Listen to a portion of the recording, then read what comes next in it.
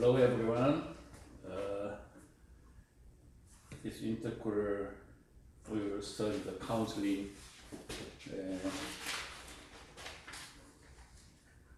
Christian counseling introduction program. So this quarter we will study the introduction to Christian counseling, but a little bit late for starting this time. I will show it to you guys. Then I installed the 10 weeks program.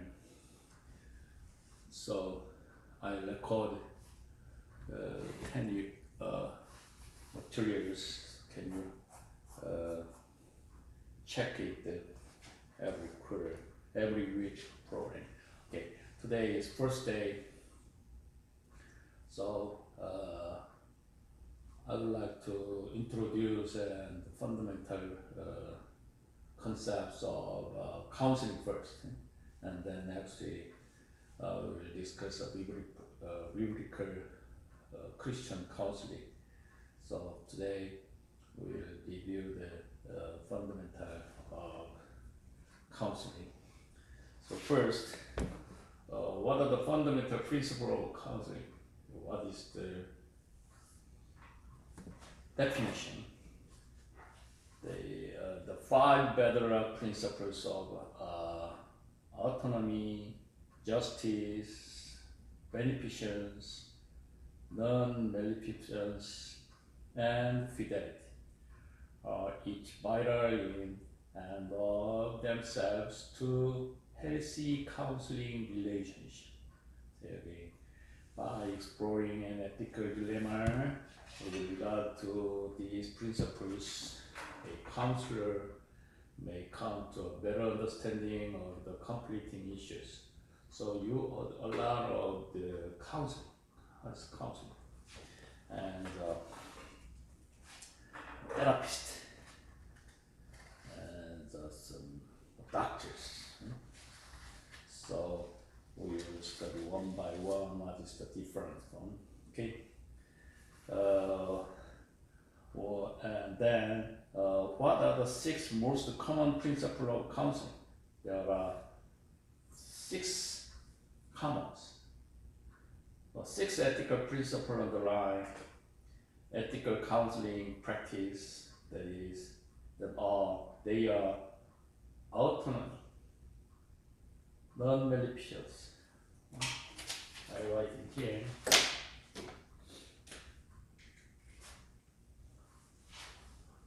Autonomy.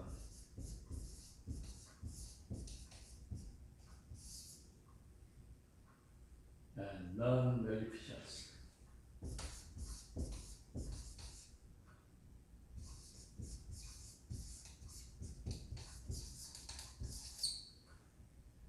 And beneficence.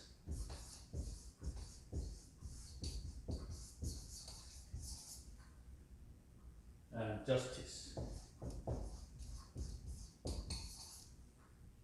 And fidelity.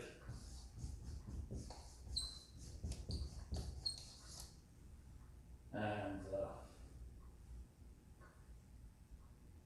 velocity.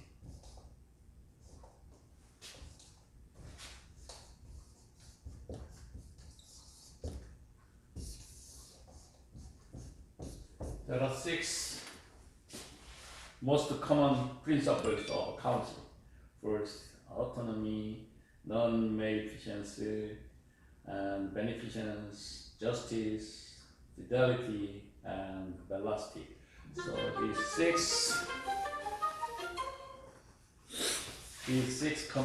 common, 6 most common principles. So we will study one by one this week. Okay. So also I will say to another word in the counseling is that sometimes we're using the verb. That means is give guidance and therapy. Guidance and therapy. It can also be used as a noun, also a verb, where it refers to this guidance or therapy. So guide for them. Later we say this client. So guide and therapy. So counseling is an English. Okay, so let me clarify the one thing. It's not related.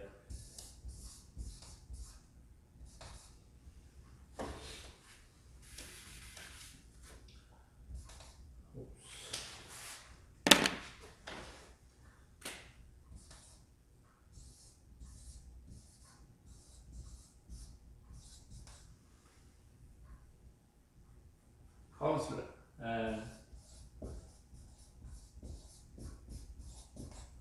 what's the different? This is the American English. This is the British English. It's simple. It's one more L. It's British English style. So it's not a different meaning. This is a spelling of the same word. But the British English, one more is English style, grammar style. Is American style is one there. And then, what is the counselor? The definition of counselor is a person who is specifically trained to provide advice. Provide the advice to a specific educated. Okay? So specifically trained to provide advice, or a person you turn for advice. It's advisor. That's why it is counseling. So an example of counseling is a professional who you go to in order to talk about your problem. You have some problem, and then advice to help to learn, and also to learn solution for coping with stress or sadness. If somebody feels some sadness or some stress, and then the counselor gives them for some solution. This is counseling. So what's the main meaning of the counseling? So counselors are doing the advice or the provide advice or therapists.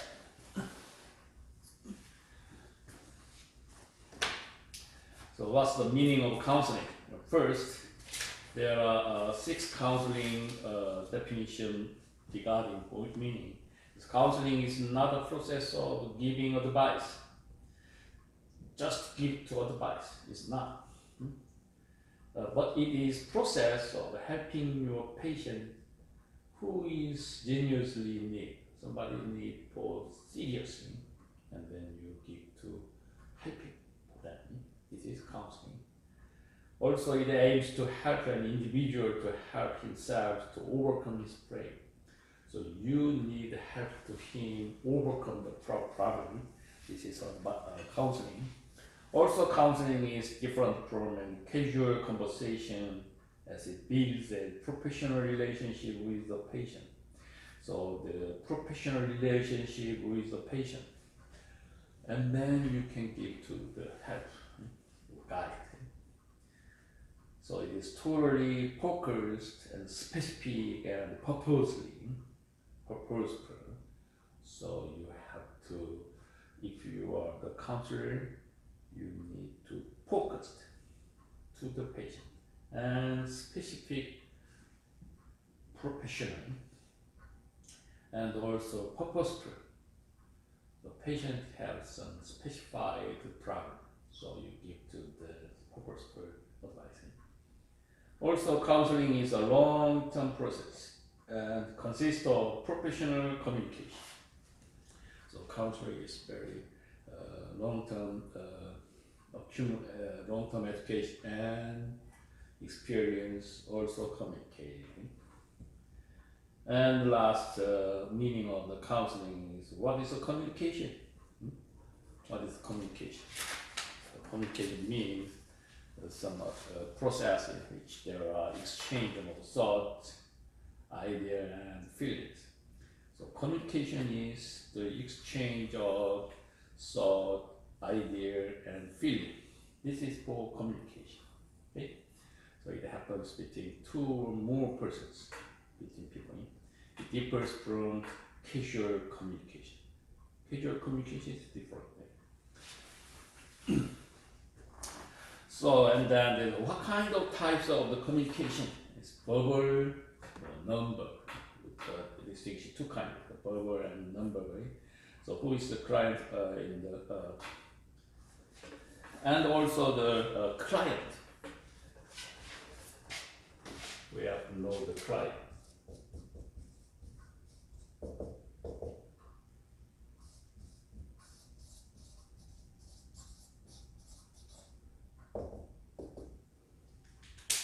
It's client and counselor. Counseling. So who is the counseling? Who is the client in counseling? In psychologically, the client is a person who is receiving services from a therapist or mental health doctors. The client is the receiver. The term client is often used interchangeably with the word patient. Client equals patient. Okay? So there are no official distinctions from the two different terms, so interchangeably using that neither is right or wrong. So client and patient is interchangeably using that.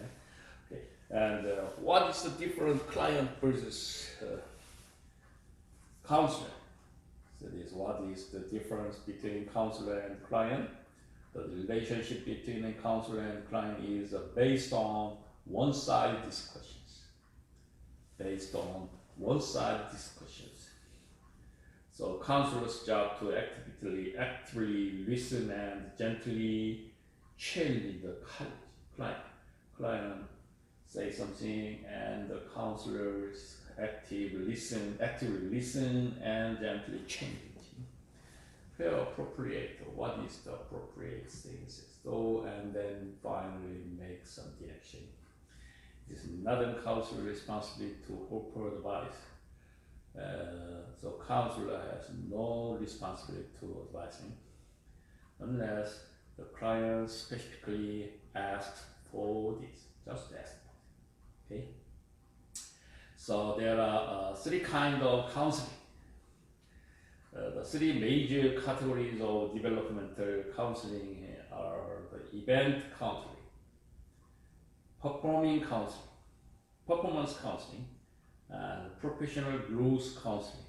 Okay, so event counseling.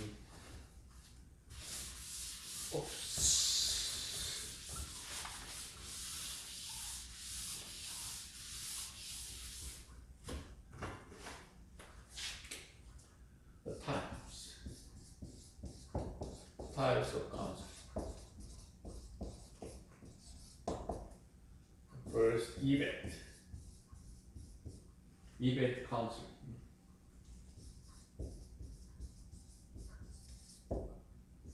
Second, performance counseling.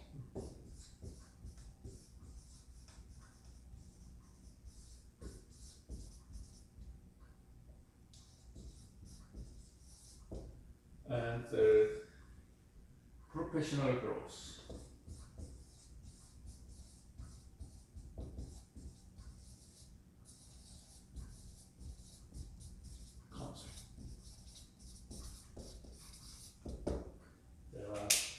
Three kinds of counseling. We'll give you the one by one. Is the event counseling. That is event-oriented counseling addresses a specific event or situation.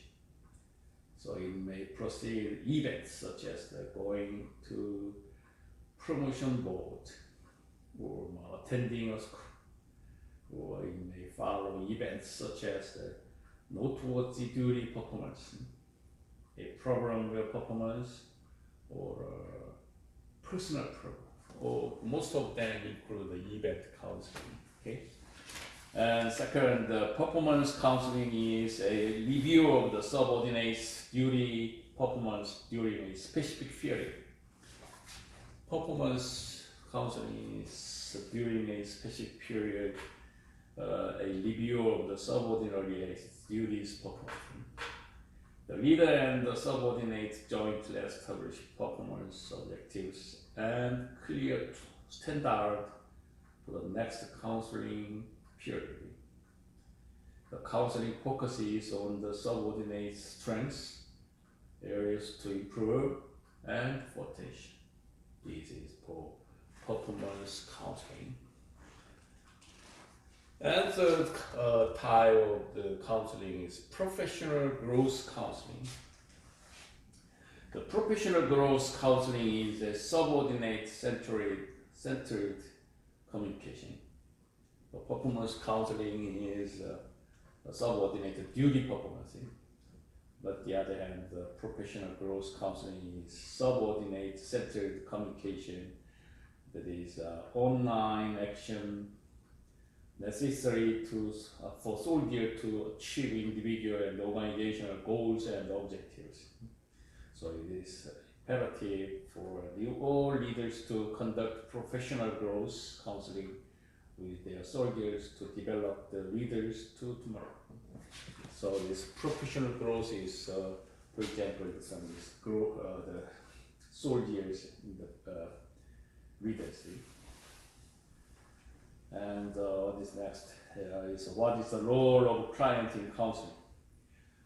If we have some counseling, the client has some roles. So what is the role of client in the counseling? That is the client's responsibility as a client. So help plan your goals. Follow through with the agreed upon goals. Keep your counselor informed of your progress toward meeting your goals. Terminate your counseling relationship before entering into arrangements with the other counselors. This is the role of the client in counseling. And what is the aim of counseling? Counseling objectives. The ultimate aim of counseling is to enable the client to make their own choice. The client make their solution himself or herself, their own choice. Also reach their own decision. How to reach the their own decision. This is for aims. And act upon them. How can they act upon? So act upon and clients make their own choice and reach their own decisions. These is three things is the aim of the counseling. Okay, so the also in the reference or summarize the goals of counseling. I copy for the textbook. They say the 6 kind of goals of counseling. So first, listening keenly to the patient is the main goal. Listen very keenly. Identify the needs of patients. That is, for example, parents need counseling for their children's behavior problems. So identify the need of patients. Third goal is to make the patient to ventilate his emotion properly and help him to be aware of his own emotion and encourage him to be independent. So to make the patient to ventilate his emotion. And next goals of counseling, main problems should be focused so that the sub problems should be identified by the patient himself. Also, the next goals of counseling is make the patient to accept himself with his problem and help him to adjust with it till it gets over. Until the get over is finishing, until finishing. To focus on his strengths by studying the case and produce positive attitude in him, and ultimately help him to reduce his negative. Anyway, the counselors give or help to client to reduce his negativity.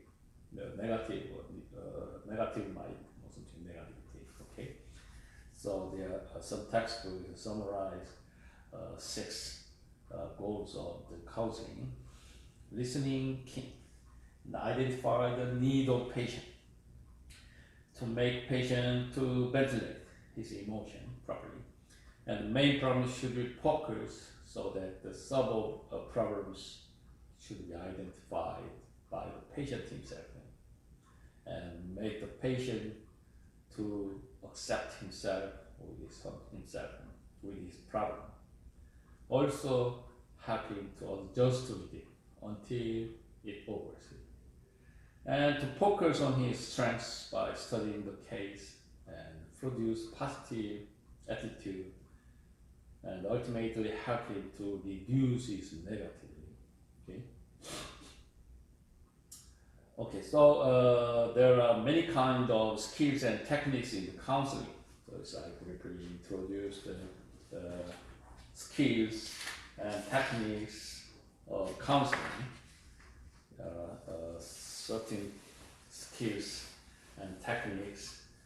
Let me explain them one by one. So listening skill. The counselor needs to listening skill. You should always listen carefully and not question the patient too frequently. If you were asked a lot to the client, it's not good idea. So clients need the listening skill and the attending skill. It means is your proper attention should be given to the patient to show interest and concern, verbal and non-verbal. So your attending skills. And feedback, expressing the meaning of patient feeling and summarizing his problem. So it's feedback. So you heard that, and then you express the meaning of patient feeling and summarize the problems. The counselor need that. Okay, probing, so focusing in depth on particular aspect of the situation is probing. And confronting, it means is help the patient to realize his problems or help him to become aware of what it is suffering from. Where is the suffering? Where the suffering is where? What is suffering? Also by making proper statement. The client makes a proper statement. And interpreting. Presenting the alternatives, ways or angles to look at his situation, interpreting, and self-disclosure. They share your attitude, opinions, and experience. Share. If the client has some experience or case study, you are sharing to the client. Non-dependence. Do not make the patient dependent, rather make himself sufficient to solve his problem independently. Okay. And questioning means is ask open-ended questions so that the patient get the clue to open up with you. Do not ask too many close-end questions. Do not ask many close-ended questions. Okay, this is final question. This is final. Don't say it. And the other skills or techniques is incomplete sentence. Encourage the patient to complete the sentence if he is not able to do so. So you need to incomplete sentence. They make some rooms. And refocusing.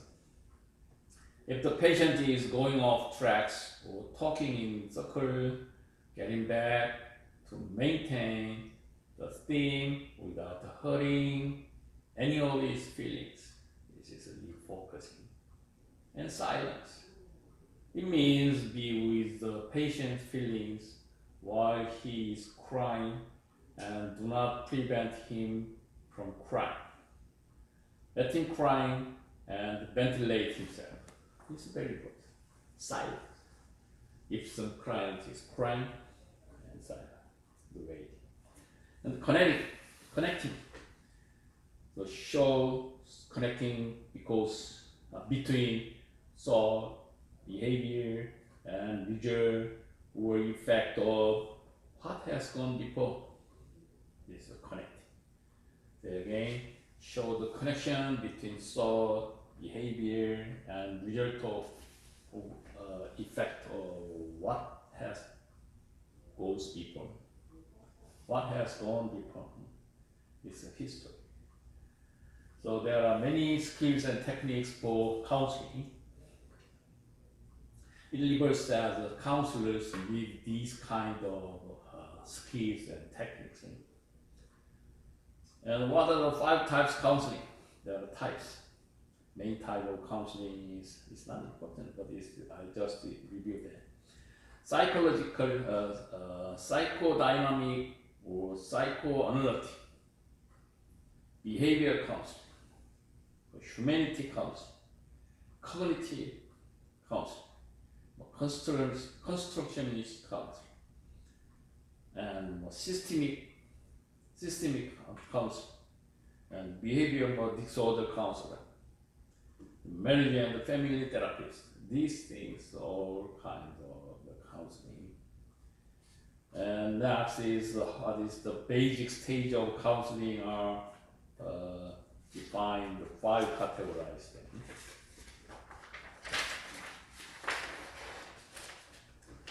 So the basic stage of counseling are developing the client relationship and clarifying and assessing the presenting problem or situation, identifying and setting counseling or treatment goals, and designing and implementing interventions, and last planning, termination, and follow-up.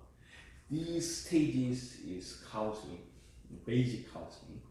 First, developing the client relationship, clarifying or assessing the presenting problem or situation, identifying and setting counseling or treatment goals, designing and implementing interventions, and final planning, terminating, and follow-up. These things is basic counseling. Okay? And what are the tools of counseling? I'll give you some tools. The following are the main tools and techniques for employed in guidance service. Observation techniques, interview technique, cumulative record, and adjustment inventory or schedule, case study. These things is some kind of tools of counseling. Okay. Also, there are 3 kind of types of client. Most things is relationship with the client versus counseling. So there are 3 kind of types about the client. The 3 types of customers and how to approach them. First, cheap customer, educated customer, driven customers. First, cheap customers means that the first one is the cheapest customer, cheap customers. These type of customers buy based on price. It's cheap ones. They choose the cheap.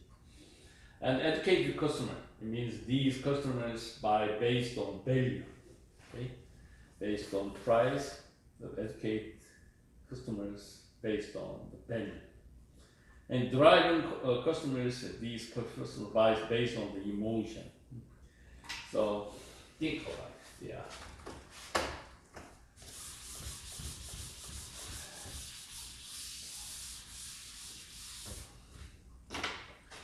We sorting 3 kind of client. One thing is focused price. Second one is the values. Third one is emotion. So the cheapest client, we say value is educate client, and the emotions is driven customers. So they are based on price, based on value, based on emotions. So it's I think three type of customers. Okay. Okay, let's move to what is the different counselor and therapist. The counselor and therapists are often used interchangeably. They use computing interchangeably. We use it there. But these two types of professionals aren't technically the same. Overall, both counselor and therapists help clients walk through their mental health and life challenges. Basically, same work, but technically it's not same. Okay, is a counselor the same as a psychologist, a therapist, counselor, and a psychologist? While a counselor helps clients achieve overall values, but the other hand, the psychologist analyzes clients from an exact scientific perspective and then treat their individual problems. A psychologist places less emphasis on context and more emphasis on symptoms and measurable outcomes. So the psychologist is a little bit different approach there. So the more emphasize symptom and the measurable outcomes, the psychologist is focused. So it's a little bit different for counselor and psychologist and therapist. So it's not clearly different, but you have to know the counselor, therapist, psychologist, a little different thing. Okay, so today main thing is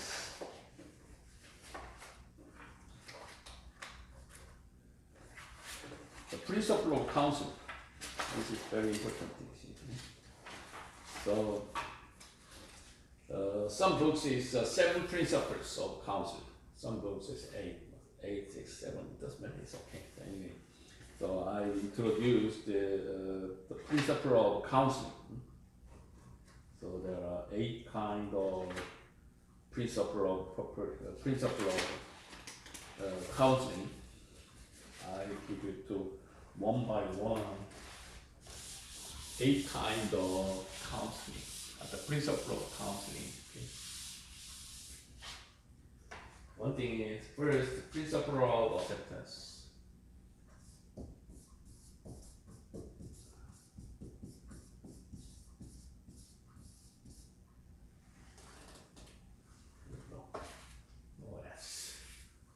Principle of acceptance.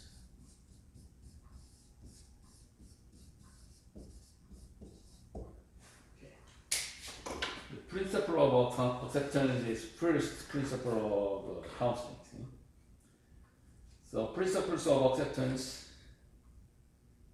Yes, it's okay. Okay. Anyway, the acceptance the patient with his physical, psychological, social, emotional, economical, and cultural conditions. We accept the principles. So,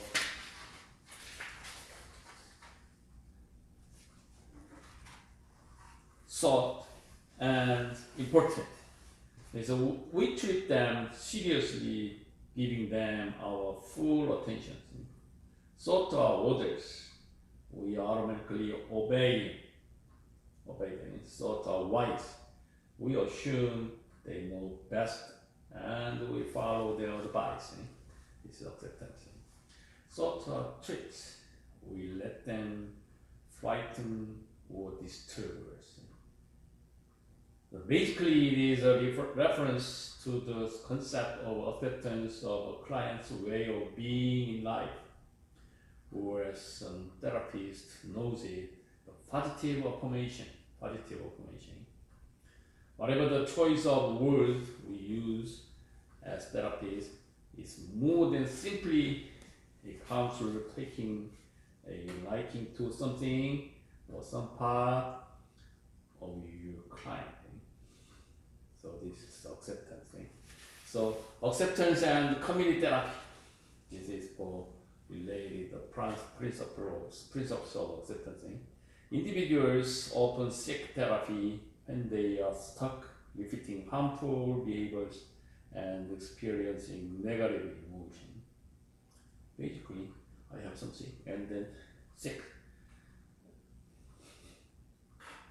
So usually they have tried to control their actions or suppress their feelings on their own with little success. They come to me expecting that I will help them to stop doing what they are doing and feeling the way they are feeling. This is acceptance, principle of acceptance. So certainly that they may be hoping for outcome, but depending on the client and their needs. There are different paths for getting there. Therapeutic techniques like cognitive behavioral therapy indeed focus on helping clients to challenge cognitive distortions and behaviors and change them. In long-term psychotherapy, the therapist's goals is difficult to assist clients in coming to understanding of their past and the underlying reasons for their negative emotions and behaviors, and then address the root causes. Acceptance and community therapy is different. It means ACT. So the primary objective of ACT, acceptance and community therapy, is not to stop or change emotions and behaviors. Instead, it is to acknowledge and observe the negative in order to move forward. There's the first principle of ACT is acceptance. So acceptance. According to acceptance, ACT, when the individual opens themselves up to the negative emotions and accepts that they are present, rather than pushing them away, running from them or suppressing them, these emotions lose their power. The individual can recognize them and move past them more easily rather than continuing to use their energy to struggling against them. So acceptance is to, for example, did you see that the picture? The rain, the crowd. It's raining. But the acceptance is, it's raining. Oh yeah, that's it. But the other things, they think, I don't like rain. I wish it wasn't rain. My day would be better if it wasn't raining. My day is ruined. Every day is like this. It is always like this. Why does it always rain and all I want is for it to be sunny? Means it's very negative. So some clients feel it different. It's raining. Oh yeah. But some people say I don't like rain. It's different. These acceptance differences, okay? This is for first principles of counseling. That's why the principle of acceptance, okay? And second,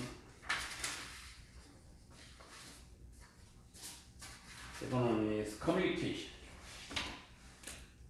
Second principle is communication. Principles.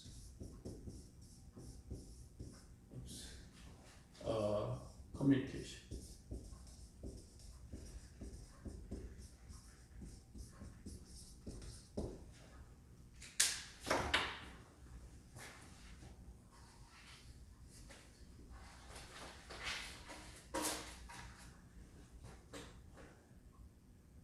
So communication should be verbal as well as non-verbal and should be skillful. This communication. There are many kinds of communication: business communication, ethical communication, art communication, design communication. There are many kinds of communication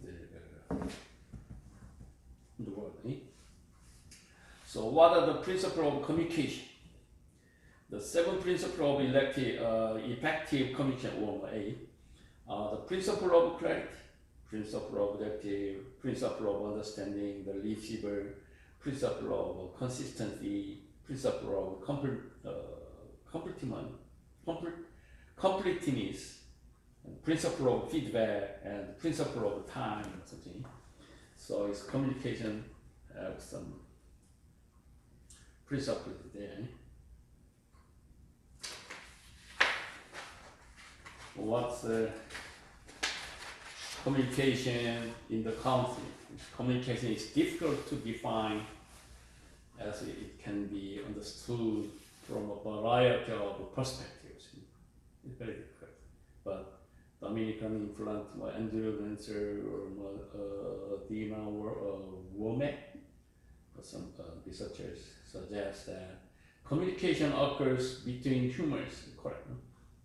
Communication occurs between humans, and the meaning of symbol is manipulated to stimulate meaning. From this perspective, communication is important for promoting cooperation. So the communication for promoting cooperation. Humans are social in nature and require cooperations if they are to get along and thrive. Communication also involves acquiring and sharing information through various means such as the 24 hours news services, newspapers, and the World Wide Web, and now social SNS, especially SNS. So this is for communication counseling. What kind of model of communication? There are many researchers announced communication models. So there are linear model suggested by the Elder and Tony and Renser. They suggest the linear model describes communication in simple, unidirectional terms. How information from senders is communicated to receivers. In this process, the sender encodes a message. Sender gives advice, and then receivers encode the message and send the message through a channel.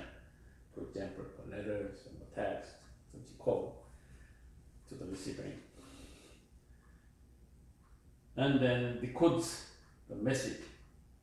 Decodes the message means is interpret, or what did we understand something. The linear model process the noise and environmental are important variables that can influence communication. Noise involves factors that can undermine the process of communication. For example, psychological stress, something like that. And then transaction model suggests the communication is not simply unidirectional, but also is influenced by feedback that can be include the responses of provide people involved. From this perspective, individuals are referred to as communicators and not senders to receivers. as they are alternatively senders and receivers throughout the communication process. There are many kinds of the models of communication. This is not communication class, so just I introduced the linear model and transactional model.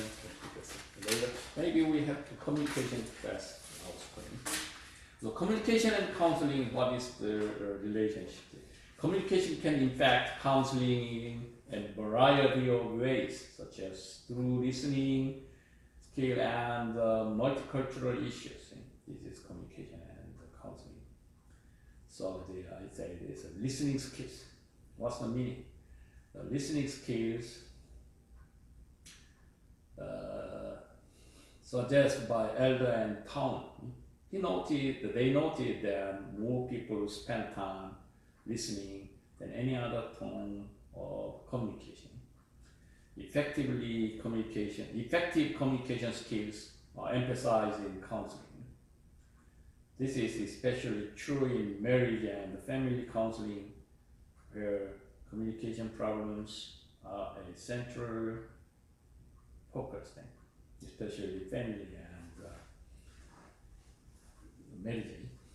In this process, family members are often sought to use listening skills to obtain a phenomenological perspective. Listening skills promotes the phenomenological perspective include open-ended statement, phrasing, minimal encourages, clarifying, and reflecting of feelings. Communication of empathy is particularly important to listening skills. Communication of empathy is for listening skill.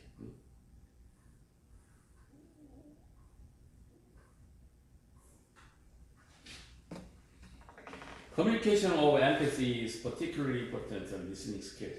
According to Carl Rogers, empathy is considered a core condition in counseling and can be defined as communicating a sense of caring and understanding. According to the definition, the empathy involves not just caring but being perceived as caring. In other words, a person could care about a person but not get credit for caring unless the caring is effectively communicated to other people. And multicultural issues, as I said, is communicating and counseling relationship. Two things. I suggest two things. One thing is listening skill and multicultural issues. So multicultural issues, in terms of the multicultural communication in counseling, multiculturalism will be defined in an all-inclusive manner, including race, ethnicity, gender, sexual orientation, class, disability, and more, all included. Miscommunication can occur in multicultural counseling as a result of not considering cultural issues associated with the language differences and non-verbal behavior. As we know that miscommunication can occur with multicultural because of multicultural and or some different language or non-verbal behavior. Language differences can include counselor using standard English with bilingual client, resulting in inaccurate access or client. Non-verbal behavior can also create challenges in multicultural counseling. For example, it might be problematic for a European American counselor to misinterpret the direct eye contact of African American client as angered. Exactly, basically different culture. So, for example, we have a conversation, then we saw to the direct eye, but some cases it's not polite. This is for different cultures, different cultures.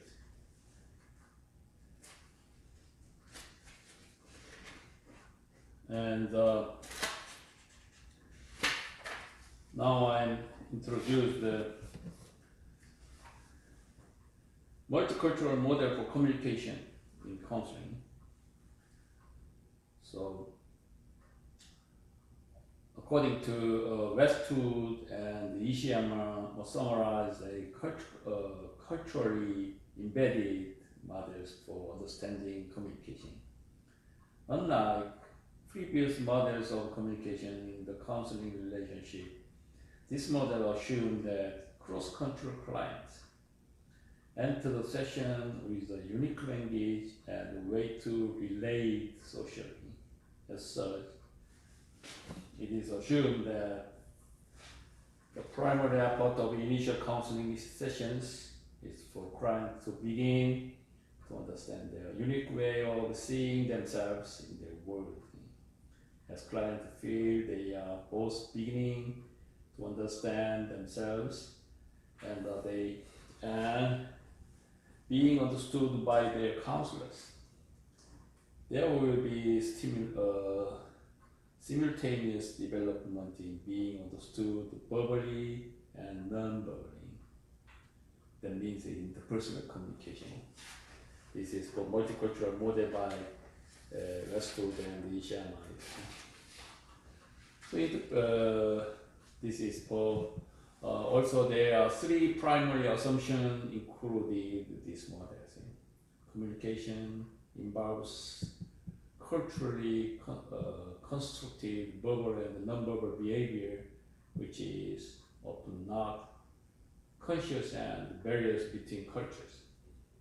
Individuals' perceptions of communication are at least partially determined by own culture, which influences both counselors and clients. Communicative processes are directly influenced by the situation and the feeling of clients and the counselors. The multicultural model suggests that counselors are most effective when both counselors and clients attempt to promote clients' self-understanding. In this process, the counselor can facilitate cross-cultural client communication by demonstrating an understanding of clients' unique experience and perspectives, understanding how clients uniquely express their perspective both verbally and non-verbally, and developing multicultural competencies.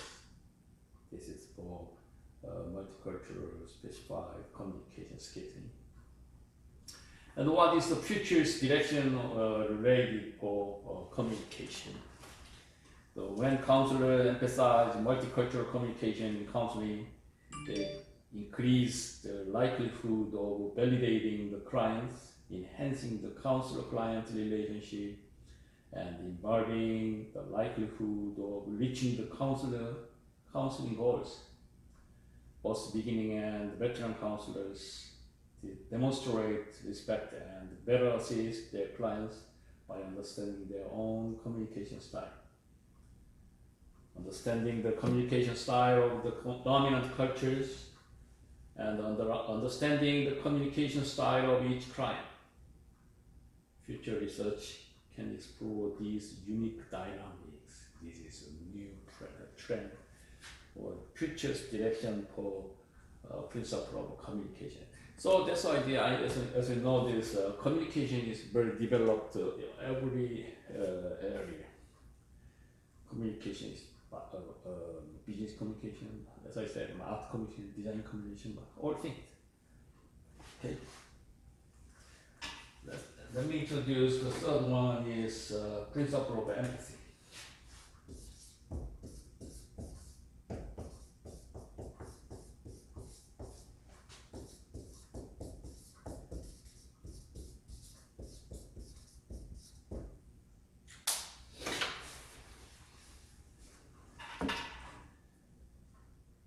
principle of counseling, the third one I introduced, the principle of empathy in counseling, empathy. In counseling, empathy is an expression of regard and respect the counselor holds for the client whose experiences may be quite different from that of counselors. The client needs to feel held, understood as well as respected. When we feel sympathy for someone, we might view them with empathy. There are four kinds of empathy. The empathy is an enormous concept. So some psychologists identified three components of empathy: cognitive, emotional, and compassionate. So cognitive, emotion, and compassionate. Also, the empathy has some three stages. Three stages: cognitive empathy, emotional empathy, and compassionate empathy. Three stages. So cognitive empathy, emotional empathy, compassionate empathy. So the value of the empathy in counseling. What is the value? A requirement for being an effective counselor is being able to practice and impart the skill of empathy in the client-counselor interaction. Being empathic ensures you are listening and dealing with the client's concern as they present them. You are not judging them. In this post, we will look at how empathy can assist counselors when dealing with challenging clients. Here are some issues for you to consider. Intensity and context and selective responding. So if you have some issues to consider the client, you have to know consider the three things: intensity, context, selective responding. Intensity means is responding to the feeling expressed at the appropriate level of intensity. For example, if you are working with a client, they are very agitated, about to be evicted, and their mother is sick. Your response is you are a bit upset. The client becomes distant. You have not reflected his or her level of emotion accurately. This is intensity. And second factor is context. Context takes all aspects into account, not just word and not verbal behavior. A lot of people we come into contact with have multiple problems in their lives. They may behave in ways we find inappropriate, but taking context of their experience are understandable. It's context. The third suggestion factor is selective responding.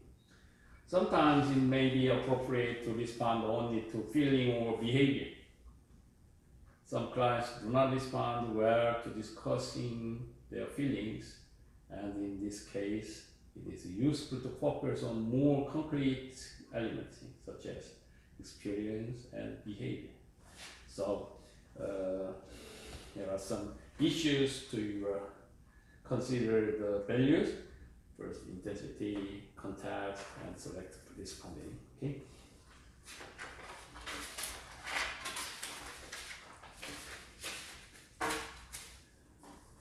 Also, when empathic responses have some successful, it is evidence from the client response and nod of head.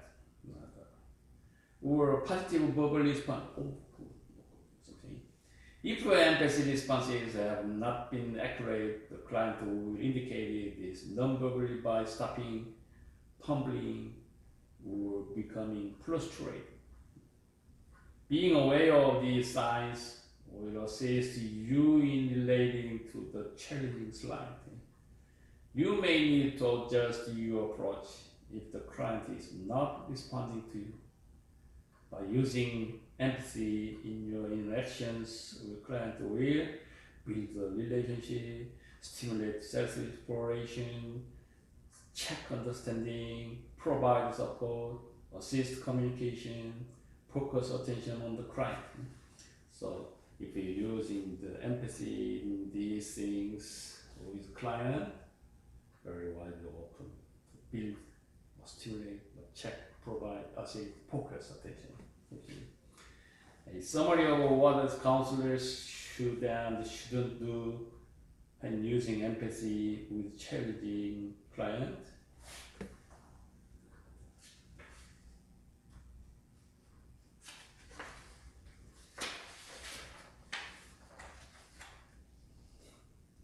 Counselors should give themselves time to think and take time to listen and understand the client's perspective. Also use short responses and gear your responses to the client, but be yourself. For example, using appropriate language such as I'm down with the homies, with a young homeless client will make you look silly. Always respond. You can miss that. You cannot miss. Always respond. Okay, this is for counselors should be. And counselors should refrain from do not. Which one? Asking inappropriate questions. Using cliches. Make interpretation or judgment. You don't need to make a judgment. Giving advice. Very important. Giving advice. Pretending to understand and clarify the fact rather than misinterpret. The parodying or using the client's exact word. Parody. Using sympathy and agreement. These things you should refrain to not do so. Okay? This is empathy. If you have some counseling, you have to do, or you have empathy, but you are something careful for using this empathy. Okay, number 4.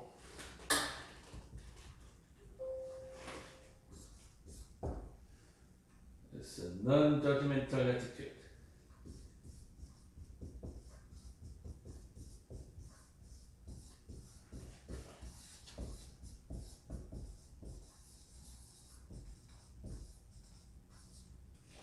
Judgmental.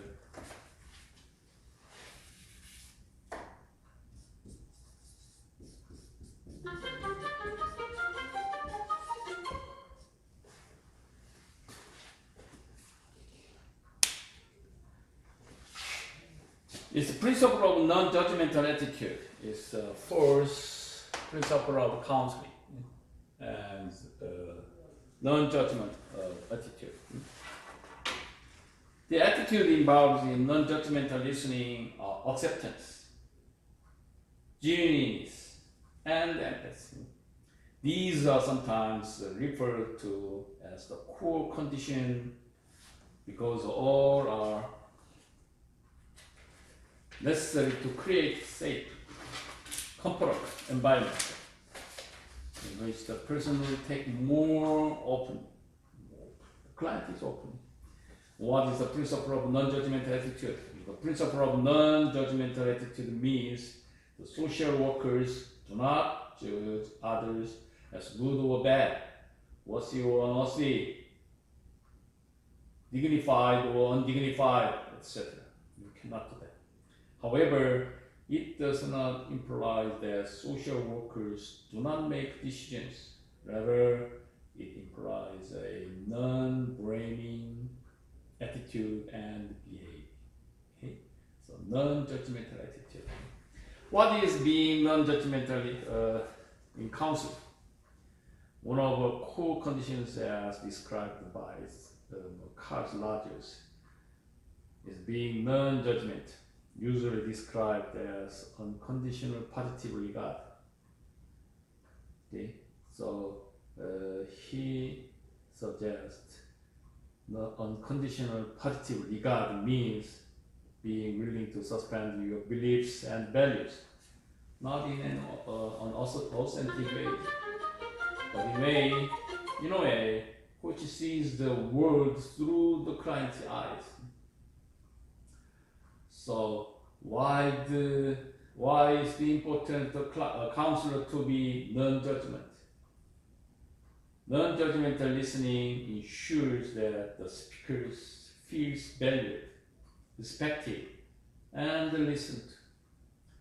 Being able to use these skills, reasons listening to someone in distress is important as it helps to keep the listener safe before they can access professional help.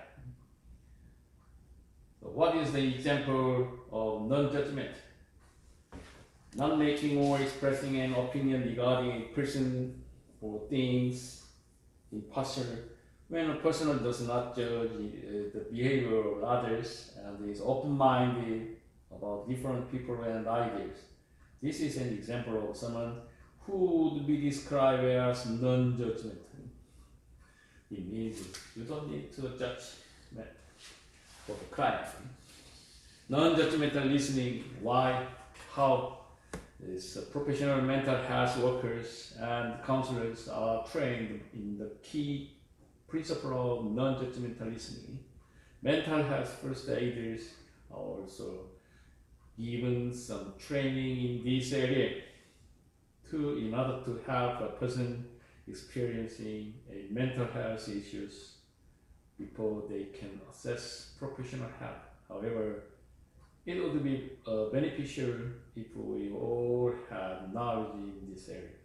Having this awareness can help you in situations where you are faced with a critical situation or when you are speaking to someone in distress. Why do we mean by non-judgmental listening? What do we mean? Non-judgmental listening is about trying to really understanding the other people. It is about going beyond just hearing the words spoken and involves understanding exactly what the other people is saying. As a listener, we should put our own views aside and try not to get distracted by our personal thoughts and feelings. It is also not always appropriate to react to what the other person is saying. We should continue to listen and respect them. Our aim is not judge or criticize the other person, but to simply listen to and receive what they are saying. Let me introduce the video. Listening without judgment really allows the speakers to feel heard and valued. Again, listening without judgment really allows the speaker to feel heard and valued. Okay, so you don't need to judgment. Okay.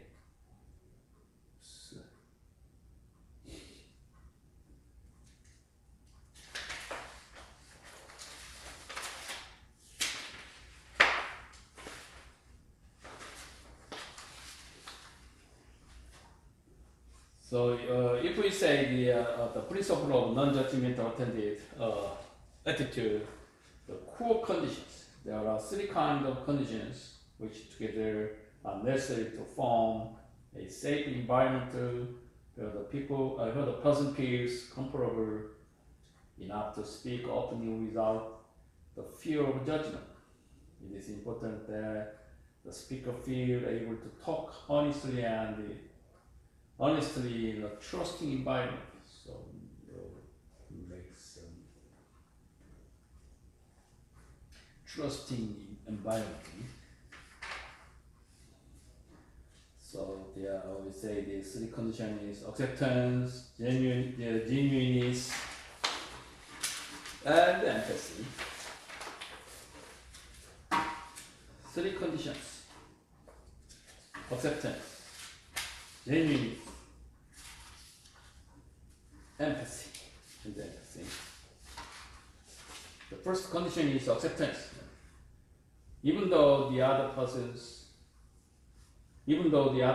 view may be difficult to ours, it is essential that we respect and accept them. We should be understanding of the other's experience regardless of our own. This is for acceptance. Genuineness. It is important that your body language matches what you say in order to show the speaker that what you say is genuine. And third core condition is empathy. Try to really understand and hear what the other person is saying.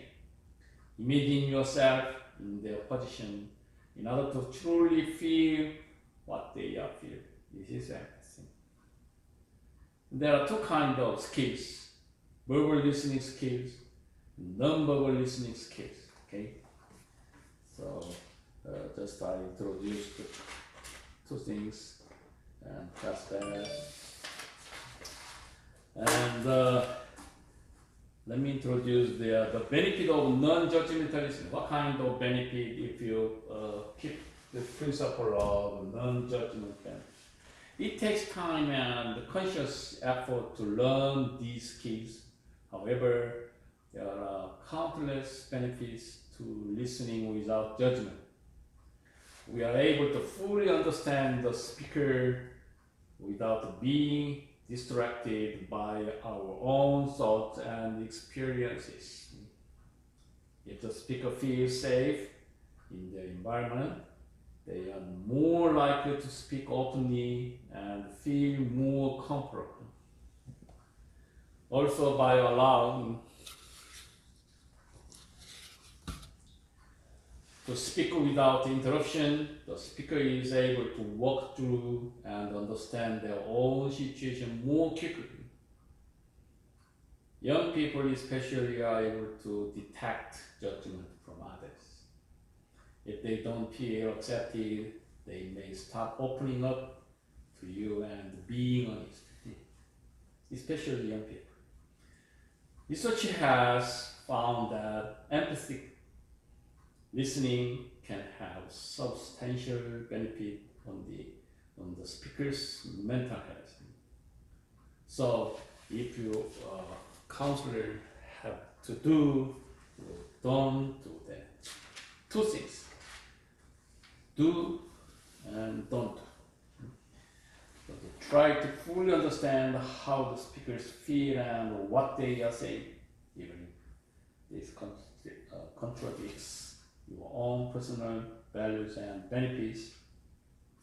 Non-judgmental listening is about giving the speakers an opportunity to talk through their problems. It is not about telling them what to do or what not to do. Allowing them the chance to walk through the problem themselves in an accepting environment. Second, don't do. Don't say you understanding or tell the speaker about your experience, as this can belittle and overshade theirs. Don't interrupt the speaker or finish their sentences. Give them room to fully express how they feel or what they think. Don't enter the conversation with expectations about what will be said. Be open to what the speaker will reveal. This way, you will create a more accepting environment and the speaker won't feel as though they are saying the right or wrong things. Okay? Final conclusion. These skills play a fundamental role in allowing the person to be open and honest about what they are experiencing. Non-judgmental listening ensures that the speaker feels valued, respected, and listened. Being able to use these skills, visual listening to someone in distress, is important as it helps to keep the listener safe before they can access professional help. Simply listening to someone experiencing mental health difficulties may help them through a crisis while waiting for professional help. This is conclusion. So remember, what the other people has told you should remain private and confidential unless you believe they or another is at least of them, at the least of harm. Remember that, okay? Okay, so today is the first class, so let me explain next class 5, 6, 7, 8 more. This is the main thing of the principle, counseling. So this is first week. So next course I will introduce continuous the principle of counseling 5, 6, 7, 8. Okay. Okay. Thanks for joining the class. See you next week.